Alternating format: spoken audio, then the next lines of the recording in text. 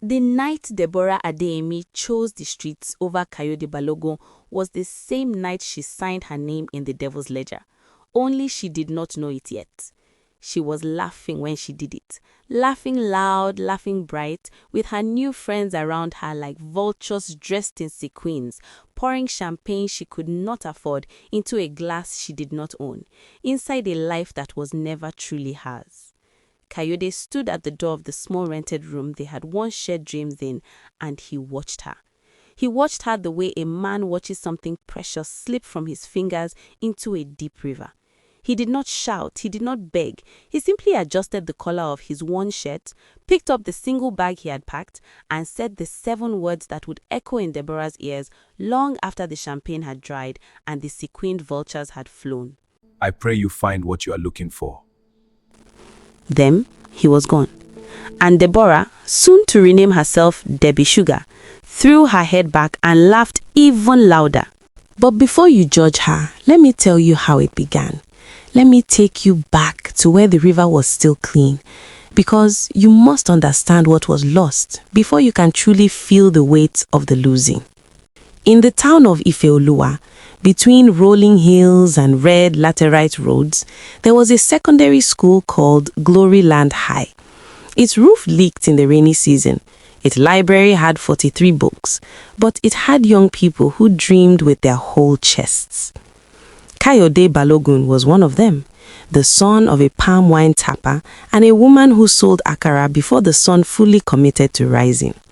From his father, he inherited his posture, tall, unhurried, dignified in a way that had nothing to do with money. From his mother, he inherited his mind, sharp, calculating, always 3 steps ahead. He arrived at Gloryland High with 1 uniform, 2 textbooks, and a ferocious hunger to be somebody. Not famous, not flashy, just somebody whose mother could one day rest. Deborah Adeyemi entered like weather, suddenly, dramatically, changing the atmosphere of every room she entered. Beautiful in the way that makes teachers lose their train of thought, with skin the color of well-oiled mahogany and a smile that arrived slowly, like sunrise. She had transferred after her father's business collapsed, carrying invisible weight beneath the carefully held posture. The silence of a proud man diminished, a family that did not talk about what had broken because the not talking was somehow worse than the break itself. Kayode noticed her on a Wednesday, sitting under his neem tree, working through mathematics in a notebook's margins. Her shadow fell across the page. "Is this where JSS 2B has their break?" she asked. "The other side of the building," he said. Then, "The equation on page 47, the answer is 14, not 12. The textbook has a misprint." She opened her book, looked at the page, looked back at him. "How did you know I was stuck on that?" He said. "You weren't," returning to his notebook. "But you will be by tomorrow." She left, but she came back the next day and the day after.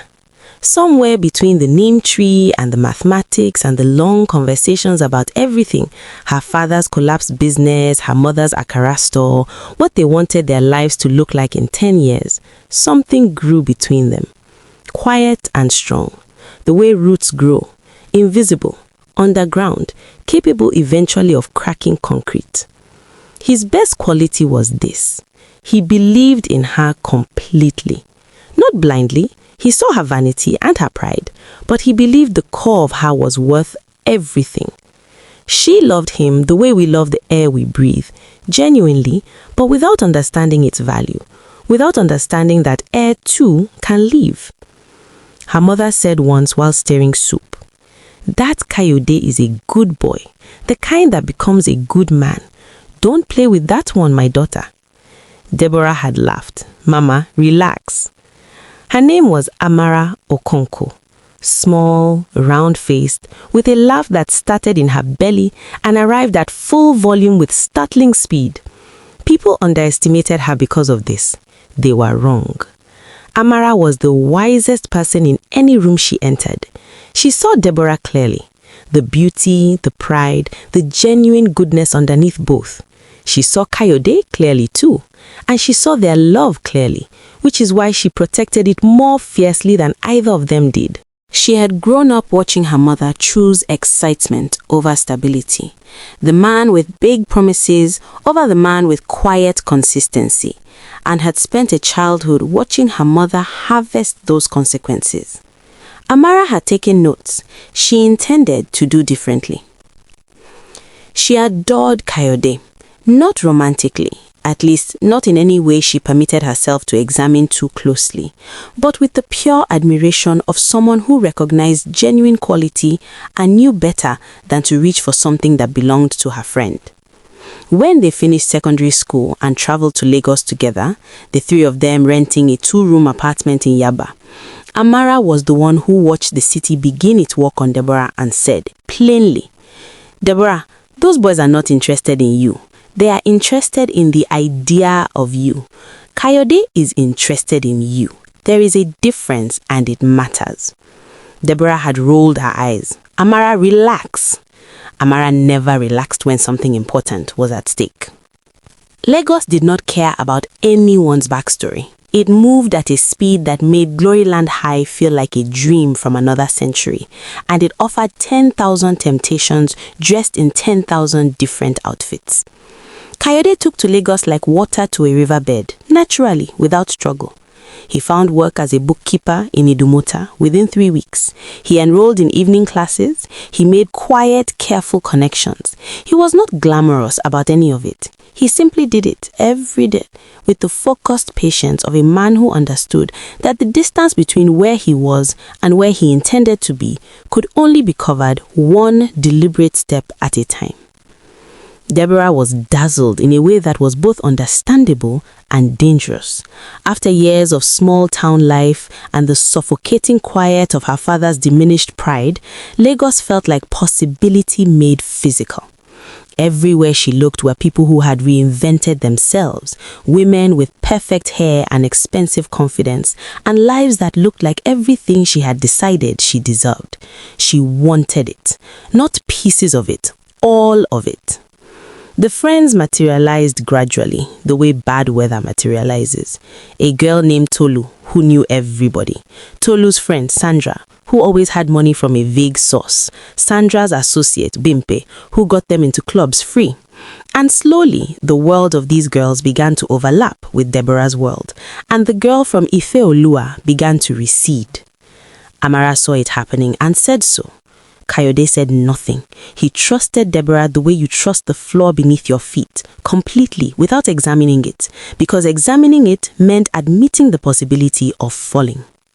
She announced the name one Saturday morning as though it were the most natural thing in the world. "I've decided I'm going by a different name," Deborah said. "Debbie Sugar." The silence in the kitchen had weight. "Why?" Kayode asked. Not angry, confused, and beneath the confusion, the look of a man whose ground is beginning to shift. "Because Deborah is too serious, too small town. Debbie Sugar is the kind of person people remember." "I remember Deborah," he said quietly. She smiled the slow sunrise smile, but there was something different about it now, a performance quality, as though she had learned to deploy it rather than feel it. "You don't understand what I'm building," she said, with the patience of someone explaining something simple to someone they have decided is complicated. "My image, my brand. In this Lagos, if you are not memorable, you are invisible, and I refuse to be invisible." "You were never invisible," he said. "You were always the most visible person in any room." "As what though?" she asked. This was the question that revealed everything, because the answer she wanted was not as yourself, but as something glossier, something Lagos would approve of. Kayode folded his newspaper with careful hands, stood, and left the kitchen. "You are losing him," Amara said. "Amara, relax." In the months that followed, two lives diverged with the ferocity and sadness of a river splitting around an island. Kayode moved upward, steadily, without ceremony. He passed his accountancy examinations with distinctions. He was promoted. His consultancy for small businesses grew into something that looked less like a side business and more like a business with a side job. He invested in an unglamorous import business that sold agricultural equipment to farmers and made serious money while flashy businesses made noise. He was becoming, quietly, exactly what he had always intended to become. Deborah's life moved the other way. Debbie Sugar became real. She accumulated male companions who provided the lifestyle she believed she deserved. She stayed out until sunrise and came home smelling of other people's perfumes and choices.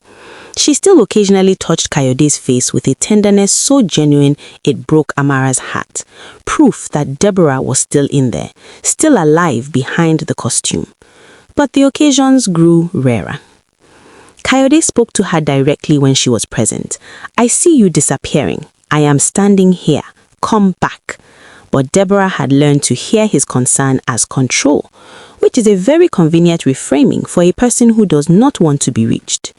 The night he left, he came home to find Debbie Sugar and her sequined friends in the apartment. He knew it was the night, had packed his bag that morning with the quiet certainty of a man whose soul had decided before his mind had caught up. He stood in the doorway. For a moment, Deborah looked back at him with Deborah's eyes, and he saw her know, saw her see him seeing her, saw the real girl beneath the performance flicker like candlelight. Then Tolu said something loud and funny. The friends laughed. Deborah's eyes slid away. He adjusted his collar, picked up his bag. "I pray you find what you are looking for." Gone. Kayode moved into a single room in Surulere and poured the energy that had been spent hoping Deborah would return to herself into his work instead. The work responded the way good soil responds to rain, generously, abundantly, beyond what had been planted. He was lonely, not devastatingly. He was too purposeful for devastation, but in the low, steady way of a man who knows what a real connection feels like and has not found it again. He dated briefly, twice. Both women were fine and wrong, and he ended both things with honesty. Before he left, Amara sipped him a piece of paper, the number of the publication she wrote for. "For anything professional, you are good with numbers and we need help with our accounts." He called 6 weeks later. Accounts were sorted in 40 minutes. The conversation lasted 3 hours. The next call lasted longer. By the 5th call, neither pretended it was about accounts. This is how it went. Phone calls, meetings in neutral public places, the careful construction of something both of them were too honest to deny and too careful to rush. Amara would not be hurried. She had too much respect for what had been broken to build carelessly on the rubble. And Kayode was a patient man. What they were becoming was unmistakable, built on a foundation so different from what he had with Deborah that it sometimes took his breath away. The difference between ground that looks solid and ground that is solid. Amara saw him. Not the idea of him, not a reflection of what she wanted. Him, his large ears and worn collar and quiet ferocity and capacity for silence and the way his whole face changed when something made him genuinely laugh. She chose all of it, deliberately, with her whole clear-eyed self. The diagnosis came on a Thursday, in a clinic that smelled of antiseptic and quiet fear. HIV. The doctor spoke carefully about medication, management, the fact that this was not a death sentence, but a recalibration. Deborah heard it all the way you hear things when your whole body has gone quiet. She went home. She called Tolu, Vale Mill. She called Sandra, who listened and said she'd call back. Sandra did not call back. She texted Bimbe, "Praying for you, babe." That was the last she heard from any of them. They evaporated completely, finally, and perhaps this is the most accurate thing you can say about them. Friends who disappear when it becomes costly were never truly present even when they seemed to be. Deborah sat alone in the apartment for the first 3 years. No music, no sequins, no borrowed laughter. Just Deborah Adeyemi and the truth. At 3 a.m., she sat in the kitchen that smelled of spilled drink and the ghost of whatever Kayode had cooked years ago, and she cried for the first 3 years. Not the controlled tears of a woman managing her image, the full, ugly, necessary grief of a person returning to themselves. She cried for Kayode, for the neem tree, for her mother stirring soup and saying, "Don't play with that one," for Amara, who had told the true things over and over with the patience of someone who loved her enough to keep saying them even when they were not heard. She cried until the crying was finished. Then she made tea. Deborah reached out to Amara. Of course, Amara answered. She was constitutionally incapable of abandoning someone genuinely in need. She came and sat in that kitchen and listened like only real people listen, and then said with her truest directness, "You are not Debbie Sugar. You are never Debbie Sugar. Deborah Adeyemi is the one sitting in front of me, and Deborah Adeyemi can build a different life from this point. I will help her if she will let me." "What happened with Kayode?" asked Deborah. A silence, the honest kind. "We found each other," Amara said quietly. Deborah absorbed this. No anger, no bitterness. The woman sitting in that kitchen had cried her inventory of self-deception dry. What remained was something clearer and more dignified. "He deserves that," she said. "He always deserved someone who saw him properly. You always saw him properly. I did not. I was too busy looking at my own reflection." This was the real beginning. The second one, the kind that comes after everything falls so that something true can grow in the open ground where the false things were. Kayode Balogun became the man he had always been becoming. He married Amara Okonkwo on a Saturday in November with the quiet joy of two people who had arrived at each other through patience and honesty.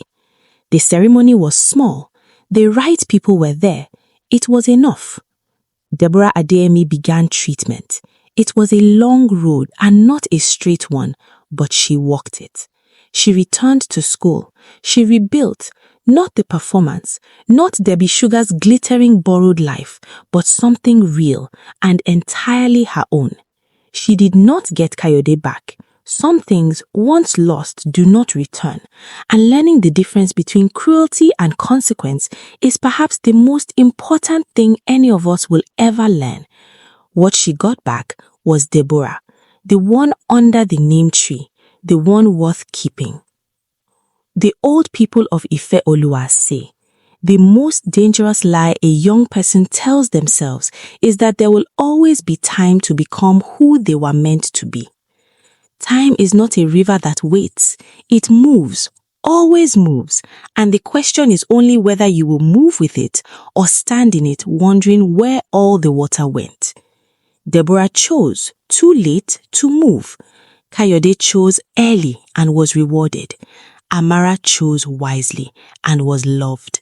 And under the neem tree at Gloryland High School, the equation on page 47 still has the wrong answer printed in it. The right answer is 14. It was always 14. Do you think love should be enough to overcome challenges, or do you believe choices define our fate? Share your thoughts in the comments below. Let's talk about the lessons we can learn from this tale. And don't forget to like, share, and subscribe to African Folktales with Buchi for more gripping stories from us. Stay tuned for our next video. Bye!